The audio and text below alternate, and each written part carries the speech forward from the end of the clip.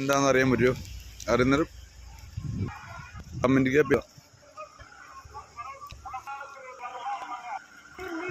മനോഹരമായ പൂന്തോട്ടം, തന്നെ അമ്പലം, ഇത് അടുത്തുള്ള അമ്പലമാണ്.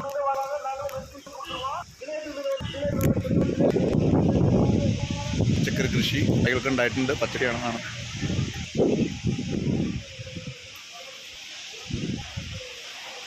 ഇതാണ് ആ പൂ. ഇതിൻ്റെ അതിവേഗമാണ് കാണുന്നത്.